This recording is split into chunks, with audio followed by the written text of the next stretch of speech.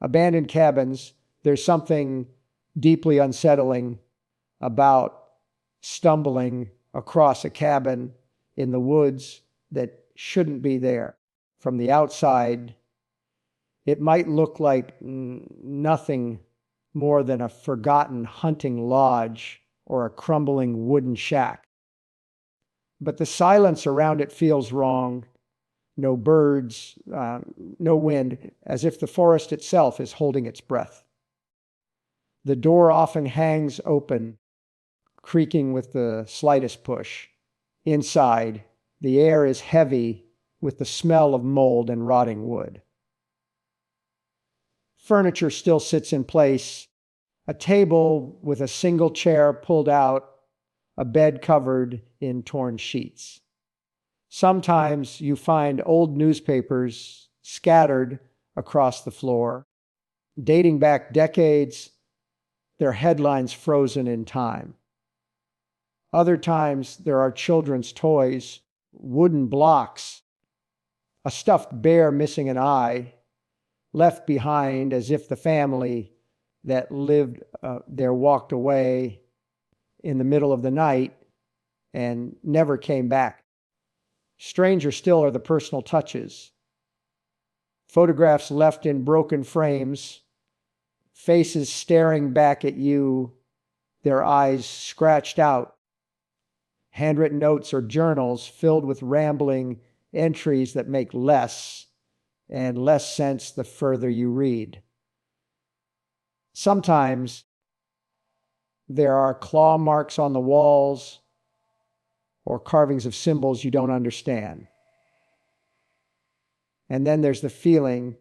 Many who've entered abandoned cabins report a sudden shift in temperature, the sound of footsteps in rooms that are empty, or the sense of being watched from the corners. Some even say they've found meals half prepared, pots still sitting on rusted stoves, as if dinner was interrupted by something unspeakable. An abandoned cabin in the woods is more than just a structure. It's a frozen moment of fear, a mystery carved into the forest, and a reminder that some places are abandoned for a reason. Makeshift altars. Imagine walking deep into the woods, far from the nearest trail, when you stumble into a small clearing. At first, it looks ordinary, just moss trees and scattered stones. But then you notice the arrangement. Rocks stacked in a perfect circle, candles melted into pools of wax, and bones. Too many bones, carefully placed as if part of some ritual. These makeshift altars appear in places no one should be. Sometimes they're built on old tree stumps, other times on flat stones that look like they were chosen for a reason.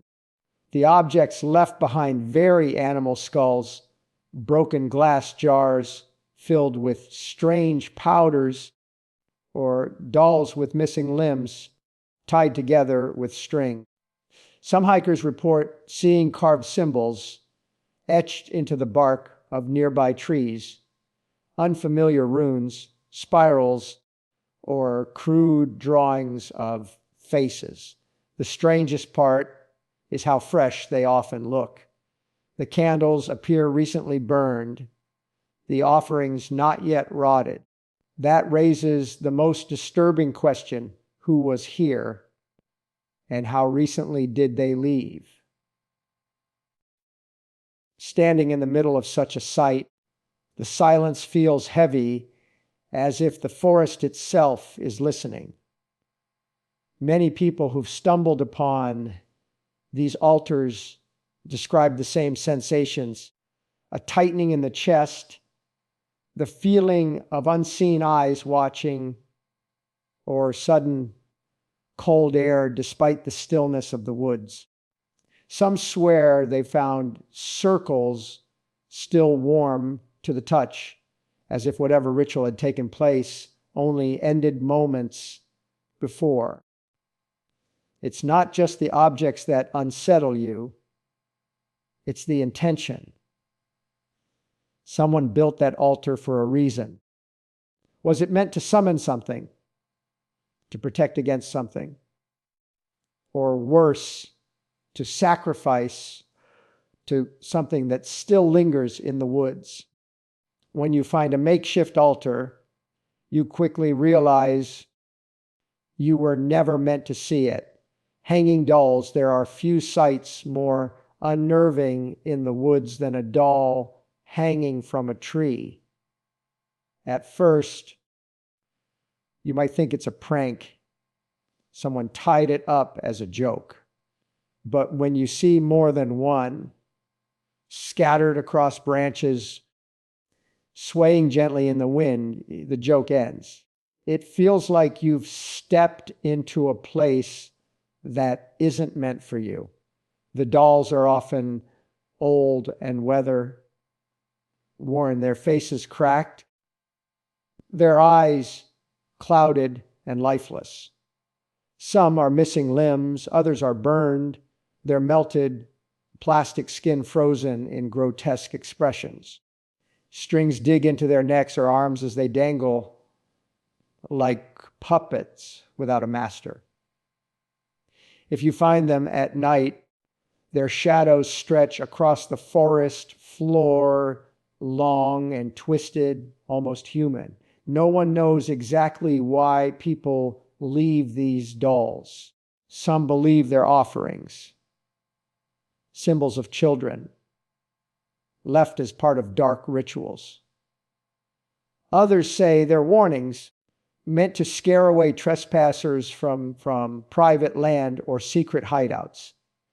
But the most chilling theory is that they aren't warnings at all, but markers, signs left behind by someone who has been here before, watching, waiting. Many hikers who've discovered these scenes report a heavy silence, as though the forest itself knows to stay quiet. The slightest breeze makes the dolls creak and sway, and sometimes their glass eyes catch the light, making it seem like they're following you.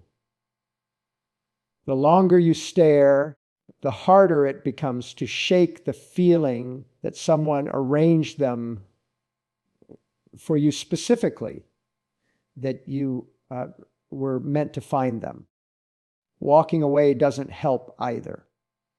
Some say they hear faint whispers as they leave, soft voices carried by the wind, almost like children laughing in the distance. The dolls stay behind, but their presence follows you long after you've left the woods. Shallow graves or bones, few discoveries in the woods are more disturbing than stumbling across bones. At first, they might look like nothing more than animal remains, scattered ribs, a skull half buried in the dirt. But as you lean closer, you realize some of them don't look like they belong to any animal you know. The shape of the skull, the length of the bones, the teeth, too human to ignore. Sometimes the bones are neatly arranged, almost displayed as if placed there intentionally. Other times, they're half buried in shallow graves, the soil freshly disturbed, as though someone didn't want them found, but didn't care enough to hide them properly. In certain places, hikers report finding bones tied together with rope or bound in ways that make no sense, like fragments of some twisted ritual. The air always feels heavier near these sites. It's as if the forest knows death has marked the ground. Silence hangs thick, broken only by the crunch of twigs beneath your feet. If you linger, you might notice claw marks on nearby trees or scraps of fabric tangled in roots, hinting at whoever or whatever the bones once belonged to.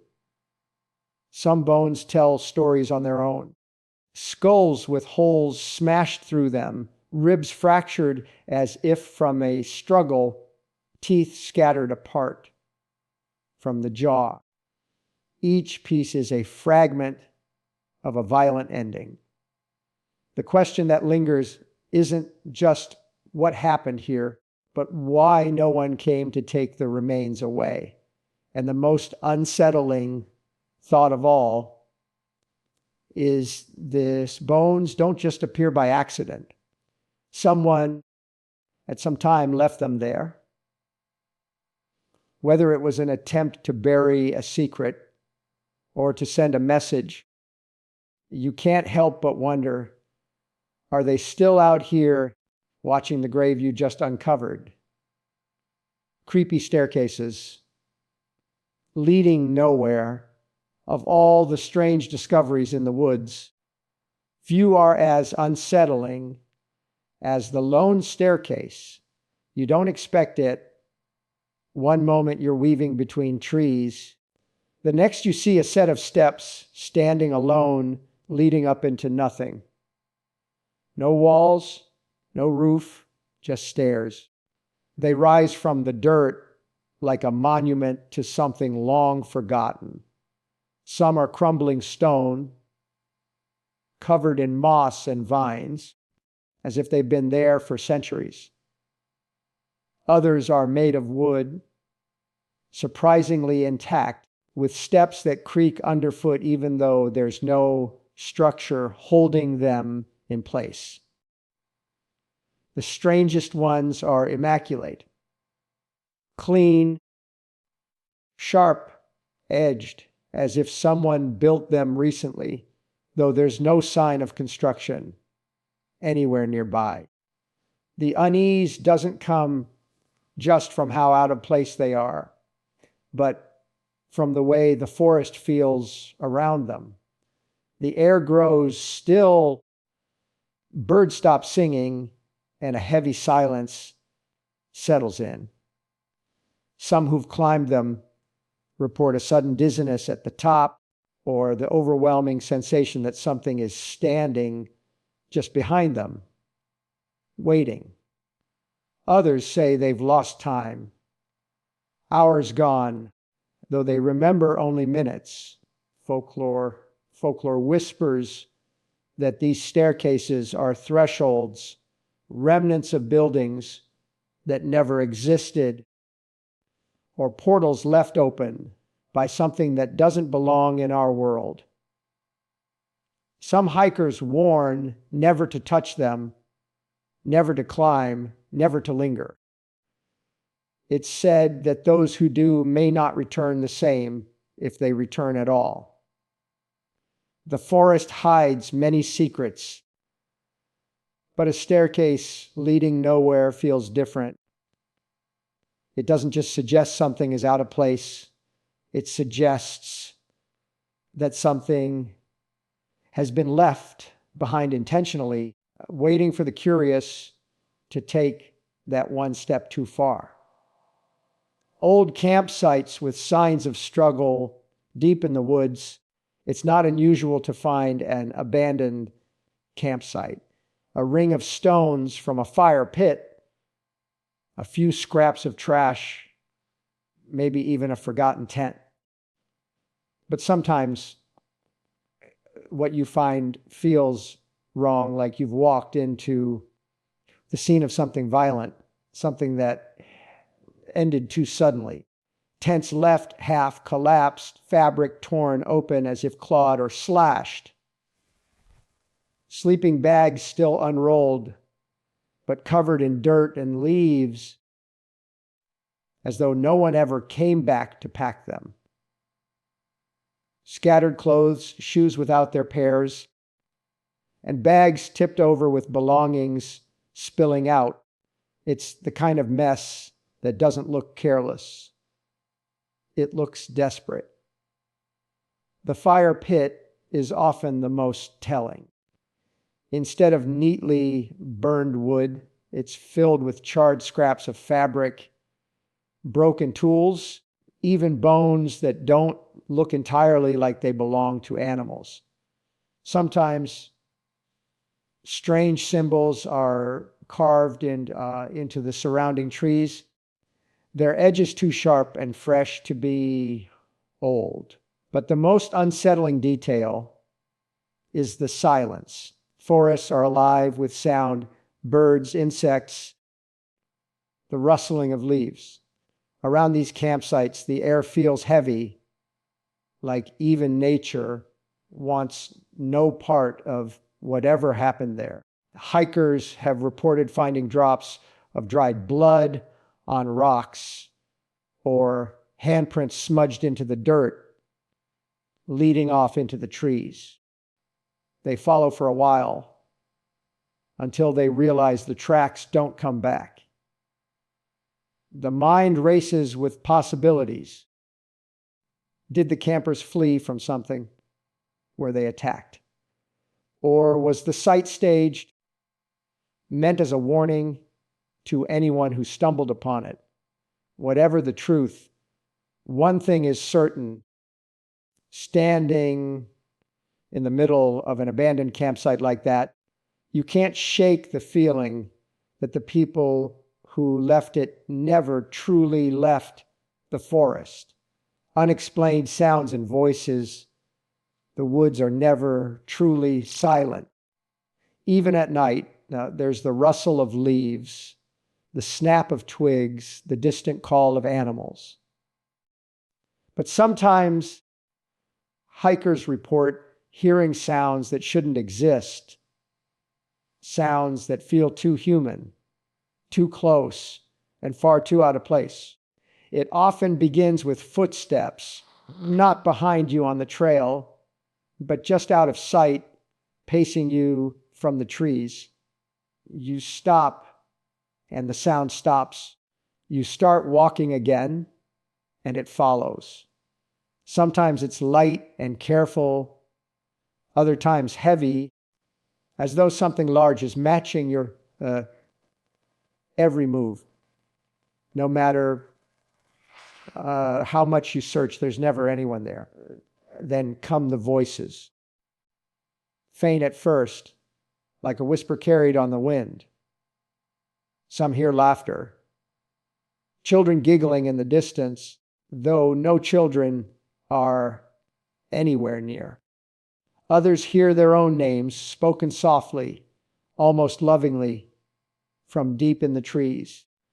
The most terrifying accounts describe full conversations echoing in the night, words too garbled to make out, but close enough to feel like they're circling you. Some hikers report screams, short, sharp cries that vanish as quickly as they come. Others hear singing low and melodic, a voice humming a tune that grows louder the further they try to ignore it. When they turn back to look, the forest is empty, yet the sound lingers in their ears. The strangest part is that these sounds don't carry like normal noise. They feel close, almost inside your head, as if the forest itself is whispering to you. People leave shaken, convinced they weren't just imagining things. And the question that always follows, if the voices aren't echoes of hikers or tricks of the wind, then what exactly is out there in the woods, calling to anyone who dares to listen